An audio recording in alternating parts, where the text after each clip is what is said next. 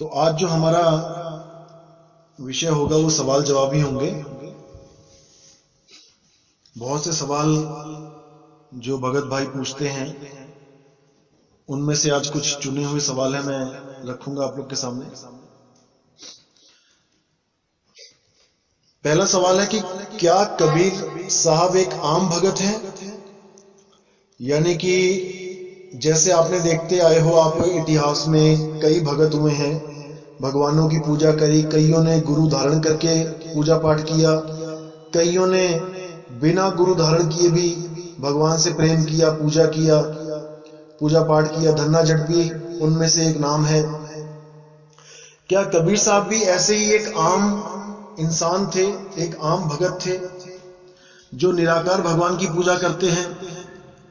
क्योंकि गुरु ग्रंथ साहब में कई जगह बताया गया है कि कबीर साहब निराकार की पूजा करते थे और वो भगत थे, दास थे। तो बहुत अच्छा सवाल है, इसके बारे में मैं बहुत विस्तार से बताऊंगा। देखो जी, सबसे पहले तो एक चीज समझ लो कि कोई भी महापुरुष है, कोई भी, वो अपने आप को दास ही कहता है, क्योंकि वो परमात्मा का कार्य करने आया है यहां। वो अपनी वाहवाही करवाने नहीं आया, वो अपने नाम का डंका बजाने नहीं आया। वो परमात्मा के द्वारा दिया हुआ कार्य को संपूर्ण करने आता है। और जब स्वयं परमात्मा ही आता है एक मनुष्य चोला धारण करके, तब वो अपने आप को कभी भी जाहिर नहीं करता कि मैं कौन हूं। वो अपने आप को दासों का दास, लाला गोला कहलाता है।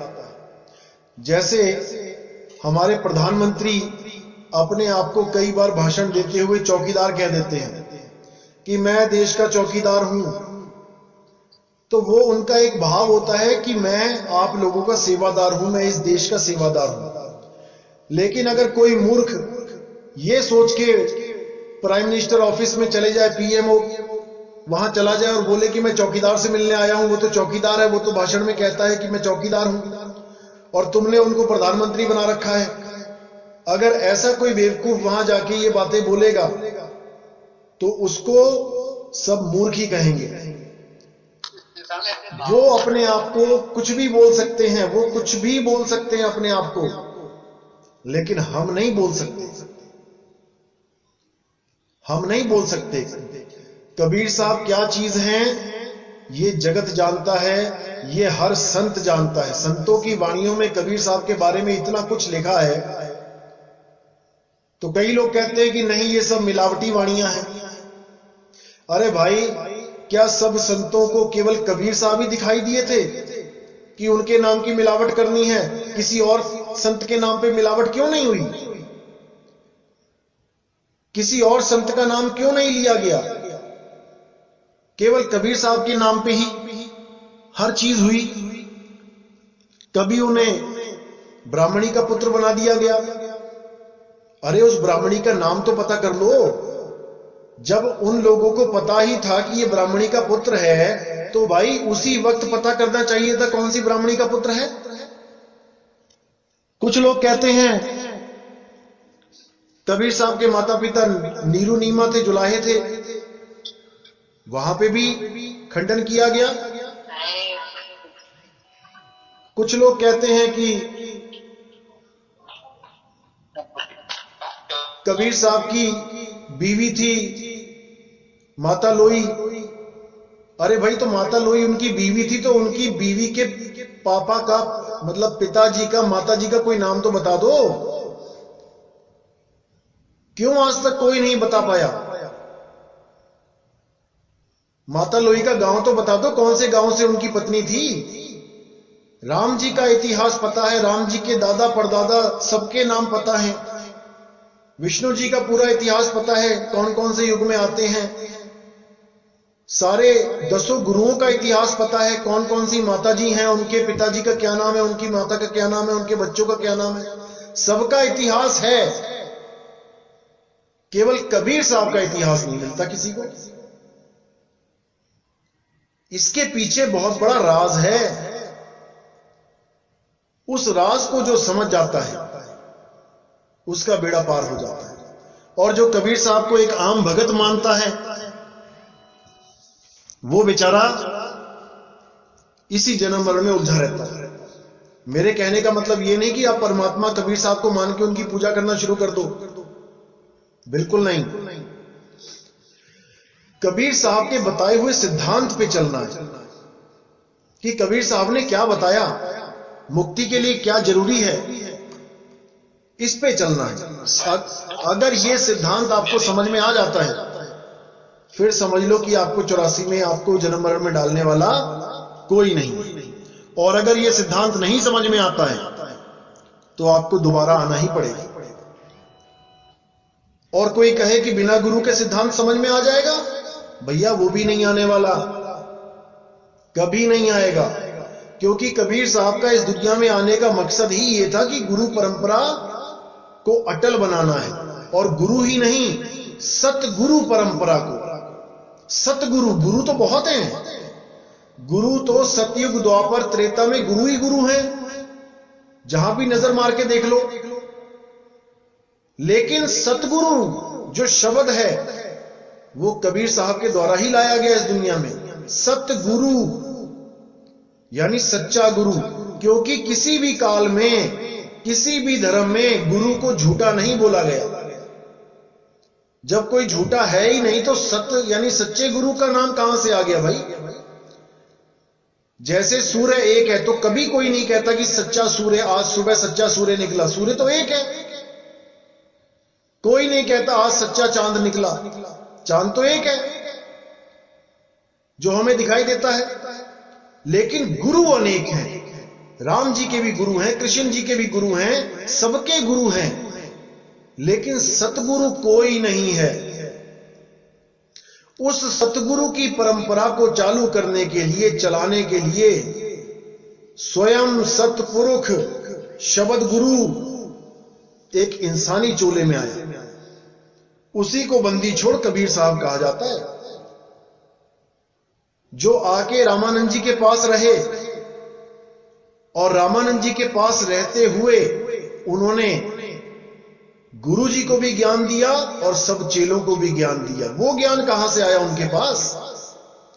जब उन्होंने गुरु धारण कर ही लिया रामानंद जी को, तो इसका मतलब कि उनके पास पहले ज्ञान नहीं था, तभी तो गुरु धारण करेंगे।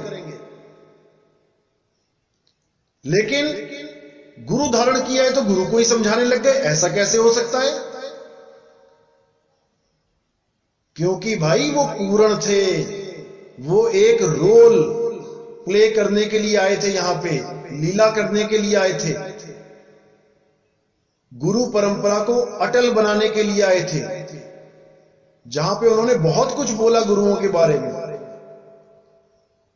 कि गुरु मेरे सभी बड़े अपनी अपनी ठौर, शब्द विवेकी पारखी सो माथे का मोर। कौन है वो शब्द विवेकी पारखी?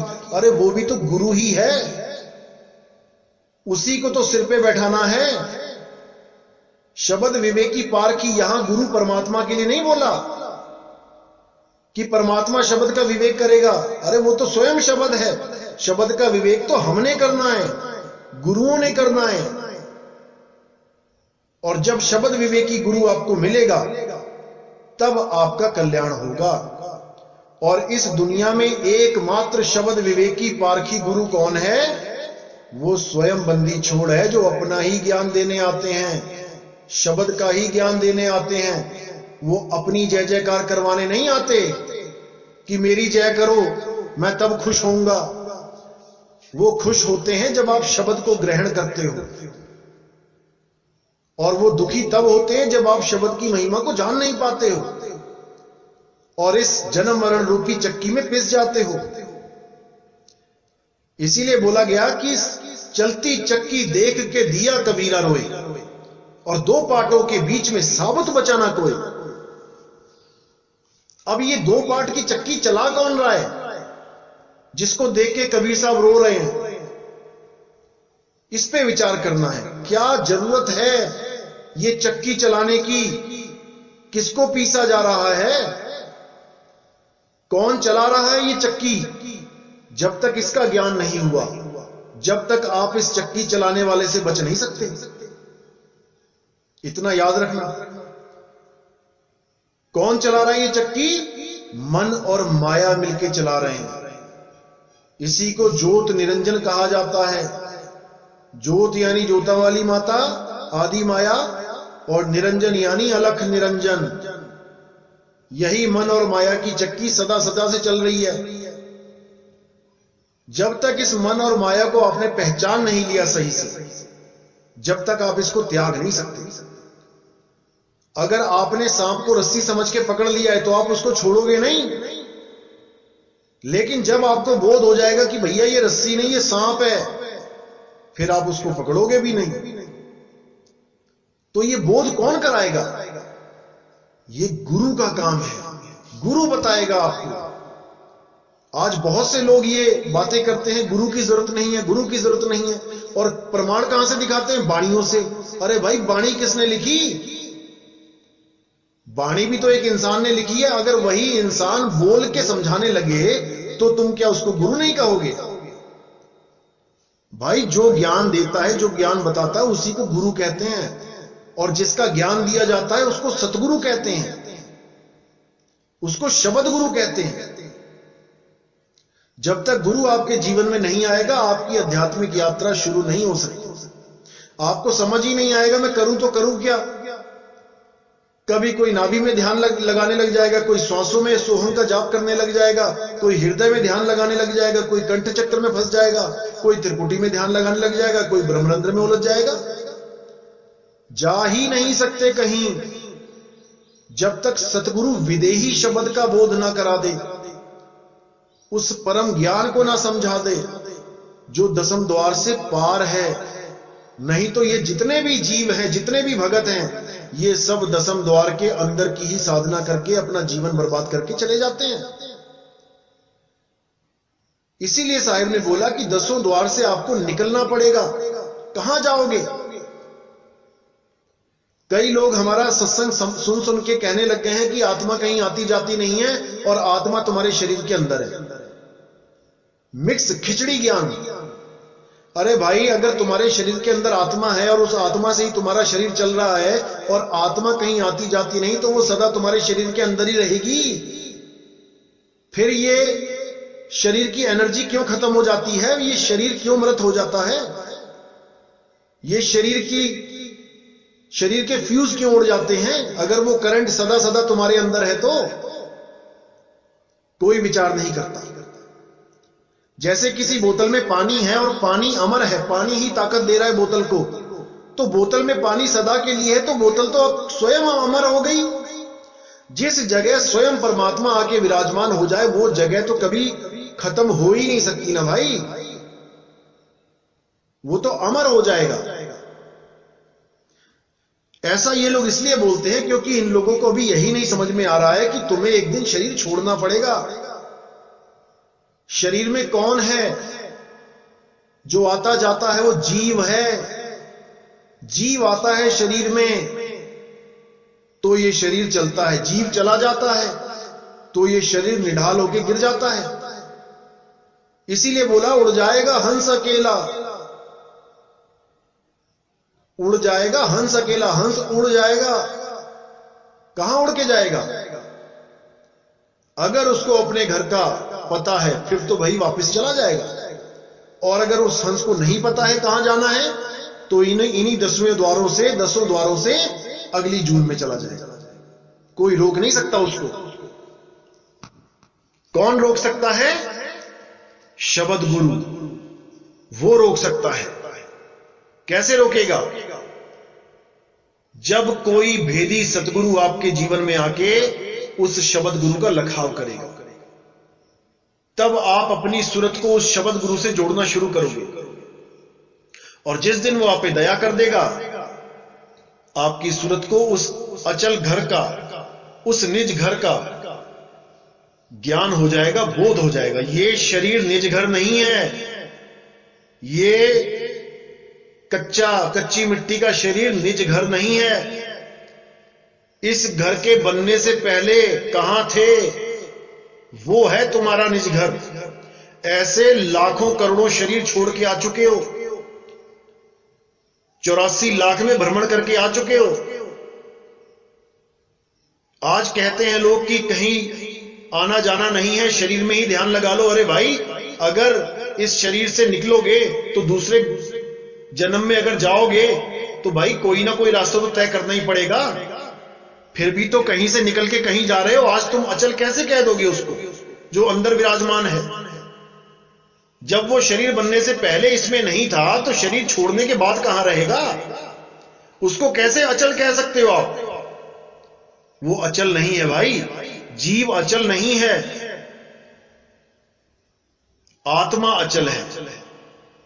आत्मा अडोल न डोलई, गुरुमुख पाए सुहाए। क्योंकि इन लोगों को अभी जीव, शिव और पीव का ज्ञान ही नहीं है, क्योंकि इन्होंने कभी गुरु धारण ही नहीं किया। केवल किताबों में पढ़ पढ़ के, ग्रंथों को पढ़ पढ़ के, उनके शब्द अर्थ देख देख के एक मनमुखी ज्ञान, एक खिचड़ी ज्ञान अपने दिमाग में फिट कर लिया है।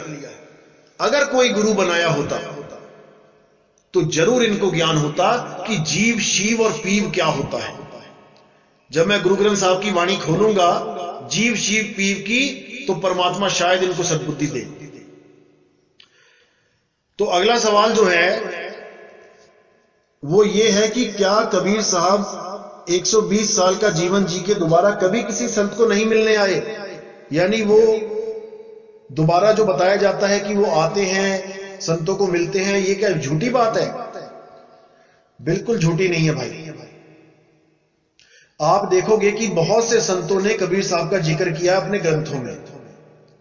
अपने ग्रंथों में उनका जिक्र किया है, तो अगर कबीर साहब नहीं है वो जो उनको मिले हैं, तो भाई उनको ग्रंथ में जिक्र करने की क्या जरूरत पड़ गई?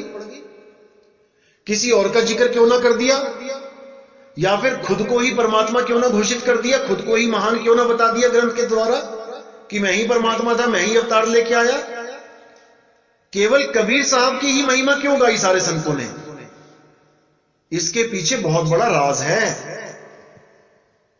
लेकिन ये आम आदमी को समझ में नहीं आता, क्योंकि उनके दिमाग में वही रंग चढ़ा है जो पुराने बुजुर्गों ने चढ़ा दिया है।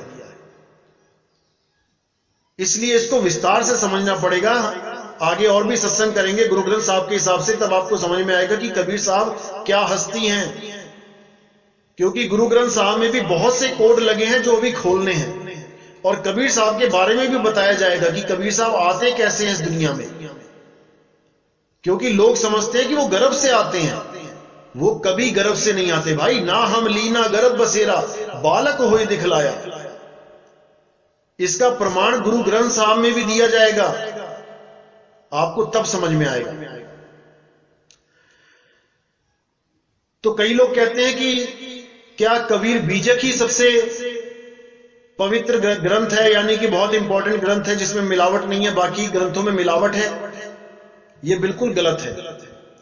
देखो जी, संतों की वाणियां जो होती हैं वो बहुत रहस्यमयी वाणियां होती हैं, उनमें कोड लगे होते हैं। जब तक उन कोड को खोलने वाला कोई नहीं खोलेगा, ये बिल्कुल उसी दरवाजे की तरह है जैसे खुलजा सिमसिम वाला दरवाजा था। वो दिखने में तो दरवाजा है, लेकिन वो खुल नहीं सकता। उसको देख तो सकते हो आप, लेकिन उसको खोल नहीं सकते। इसी प्रकार संतों की वाणियों में जो शब्द होते हैं, उन शब्दों को आप देख सकते हो, पढ़ सकते हो, समझ भी सकते हो, लेकिन उन कोड को आप, उस भाव को आप नहीं जान सकते कि वो किस भाव में बोली गई है, उसके पीछे रहस्य क्या है, उनको आप नहीं जान पाते।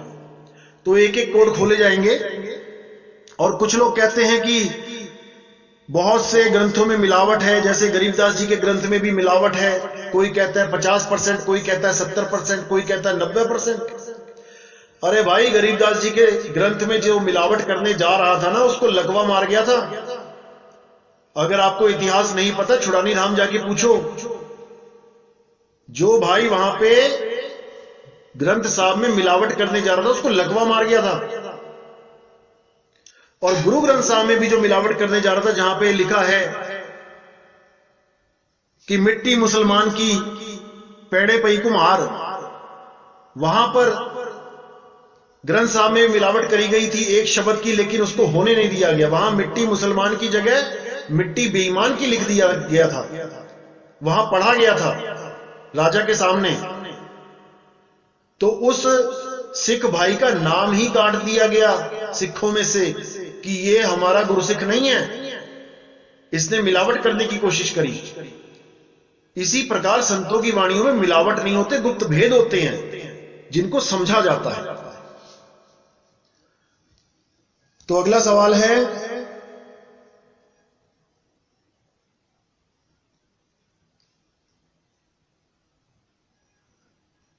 क्या मीराबाई को परमात्मा नहीं मिला था?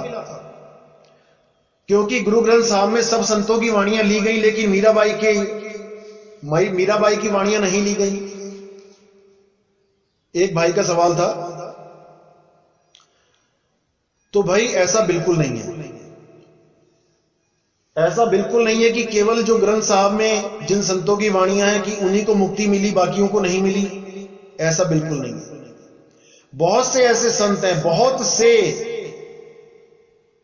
जिनकी वाणी गुरु ग्रंथ साहब में दर्ज नहीं है। तो क्या उन संतों को हम अधूरा मान लें? जो पार ब्रह्म की वाणी बोलते हैं, जो परमात्मा का साक्षात्कार जिन्होंने किया है, क्या हम उनको अधूरा मान लें? ऐसा नहीं होता भाई। बहुत सी ऐसी खबरें होती हैं जो अखबारों में नहीं छपती हैं। तो क्या जो अखबार में नहीं छपी वो क्या खबर नहीं है? क्या वो असलियत नहीं है? ऐसा बिल्कुल नहीं है भाई। गुरु ग्रंथ साहब में उस समय के संतों की वाणियां ली गई थी, लेकिन मीराबाई की वाणी नहीं ली गई। इसका मतलब यह नहीं कि वो मुक्त नहीं हुई या उसको परमात्मा नहीं मिले। वो तो स्वयं रविदास जी की शिष्य थी, जिसकी वाणी स्वयं ग्रंथ साहब में है। जब रविदास जी को आप मुक्त मानते हो, तो क्या रविदास जी के शिष्य मुक्त नहीं होंगे? बहुत से लोग ये बोलने लग गए हैं कि लेडीज को मुक्ति नहीं मिलती। औरत की किस्मत में मुक्ति नाम का अक्षर ही नहीं है, भक्ति नाम का अक्षर ही नहीं है। तरस आता है उन लोगों पे। अरे बाबा फरीद जैसों को बंदगी के रास्ते पे एक औरत ही लेके आई थी। मीराबाई कहती है, वस्तु अमोलक दी मेरे सतगुरु, कृपा कर अपनायो।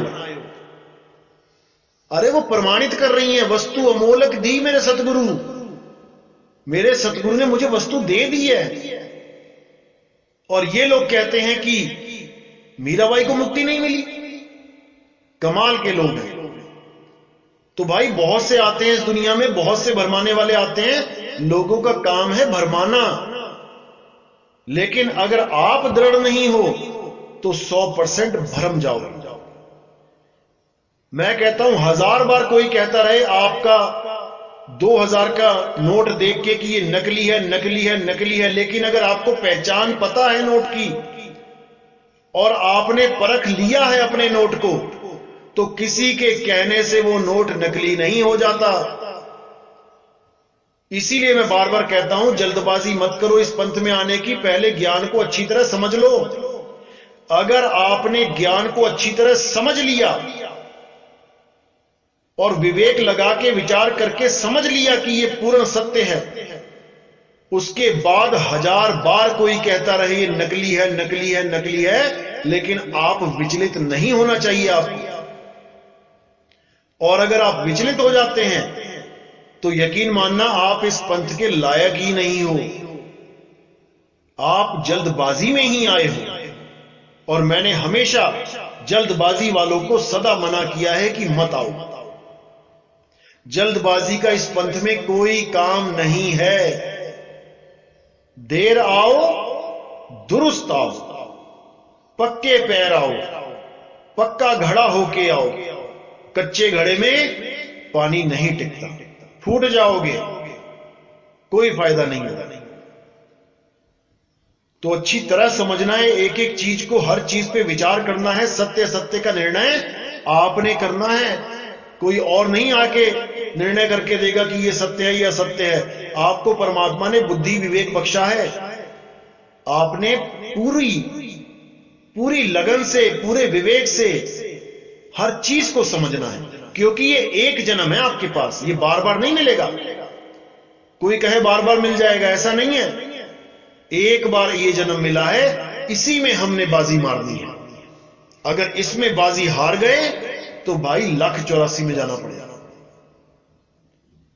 तो आज का सत्संग यही समाप्त करते हैं और कल 5:30 बजे फिर मिलेंगे।